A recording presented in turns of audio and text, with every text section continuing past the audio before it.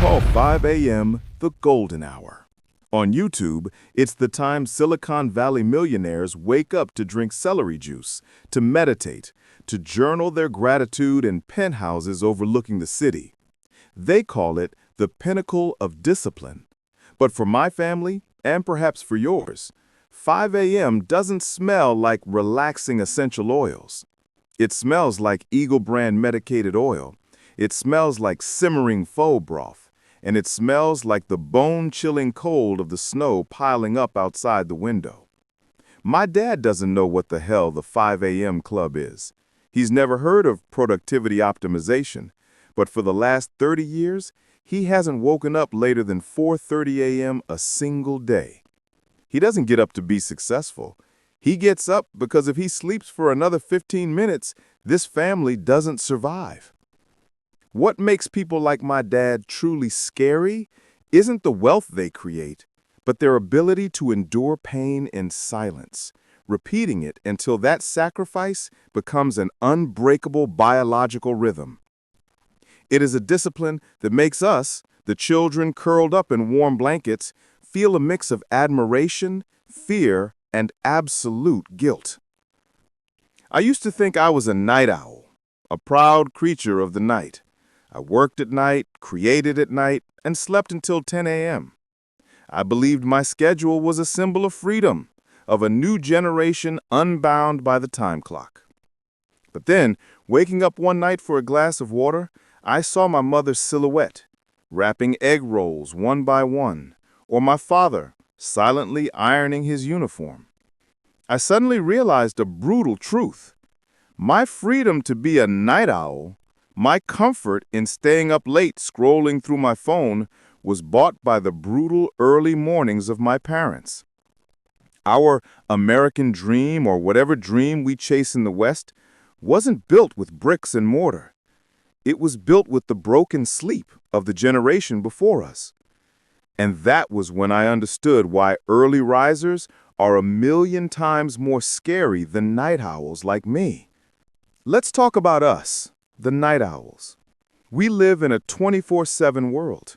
We can order Uber Eats at 11 p.m., impulse buy on Amazon at 2 a.m., and glue our eyes to blue screens until they burn. We call it a lifestyle. We say we work more effectively at night. But look at your bank account. Have you ever wondered why you make more money than your parents did back then, yet you always feel poorer and more insecure than they ever were? The truth is, night owls are often victims of a psychological trap called revenge bedtime procrastination.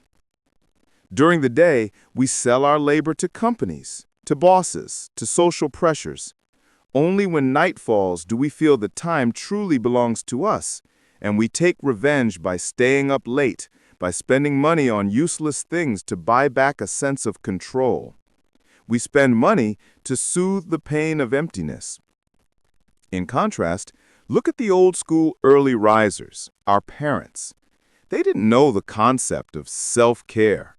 They didn't buy scented candles to relax. They didn't go to therapy.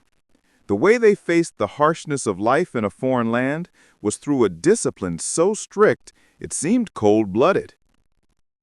I have an uncle in California. He works as a gardener.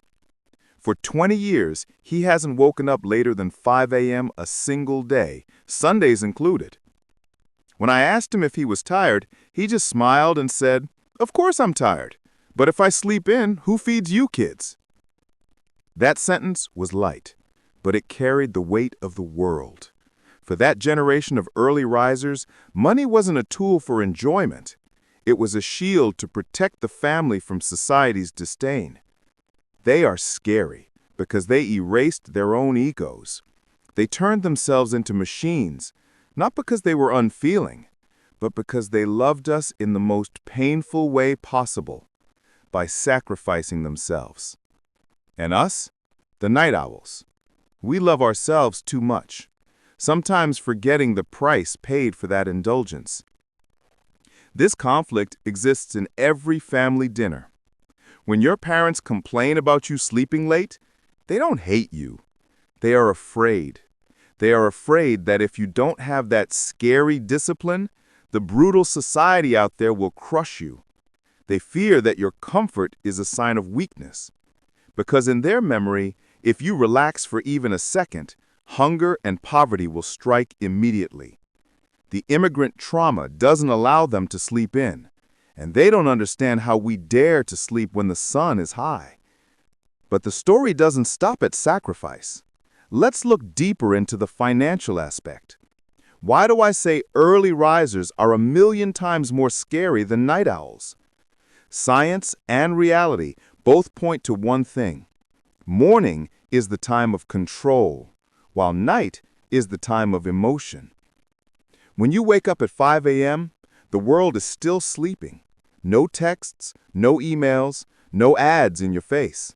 You have 3 hours of pure clarity to plan your cash flow. My dad used to sit at the dining table at 5:30 a.m., noting every cent in a tethered notebook. That was when he was most alert. And us, night owls, we operate when our brains are exhausted after a long day. And when the brain is tired, the ability to resist temptation is 0. Statistics show that 80% of impulsive buying decisions happen after 9 p.m. That's when Amazon, ShopPay, and sales sites attack you the hardest. You buy that designer bag not because you need it, but because at 1 a.m. you feel lonely and want to reward yourself for your struggle. Night owls don't get poorer because they earn less. They get poorer because they live in the hours of emotional spending. We're trading our sweat for dopamine, short-term happiness hormones. The scary part about early risers is that they're immune to this. They go to sleep when the temptations start to rise. They keep their money not because they're stingy, but because they don't let emotions dictate their wallets during the weakest moments of the day. I remember once showing off to my mom about the new car I bought on installment. I thought she'd be proud, but she just looked at me and asked me, "Do you sleep well, son?" I didn't understand then. Now I know.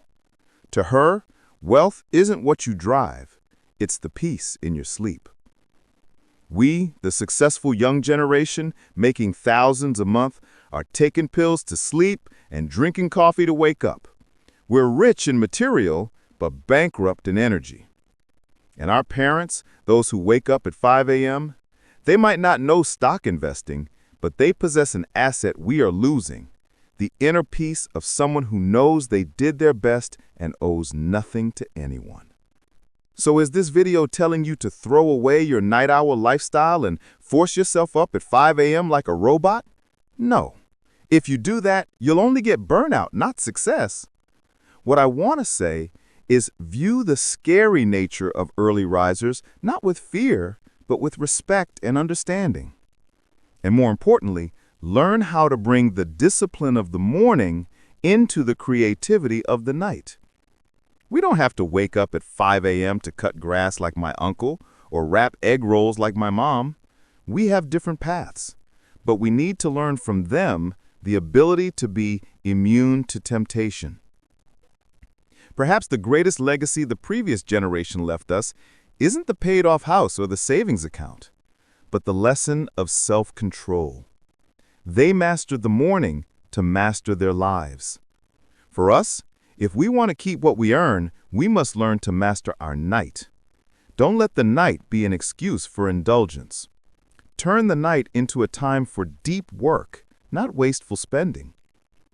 Imagine if you could combine the creativity and flexibility of a night owl with the ironclad discipline of an early riser, you would become a scary version of yourself in the most positive way. Someone who knows how to make money with their mind, but also knows how to keep it with their grit. I've started to try and change. Not waking up at 5 a.m., but I started turning off my phone at 10 p.m. I stopped online shopping after dinner. And every morning when I wake up, even if it's 8 a.m., the first thing I do is call my mom. In that call, I don't feel the generational gap anymore. I realize that even though our schedules are different, we're both striving for the same goal, the safety and happiness of the family. Mom wakes up early to worry about me. I stay up late to build a future. We're just two sentinels on two different shifts of life, protecting the same home. My friend, maybe right now you're watching this video at 2 a.m. in a rented room in Sydney, London, or California.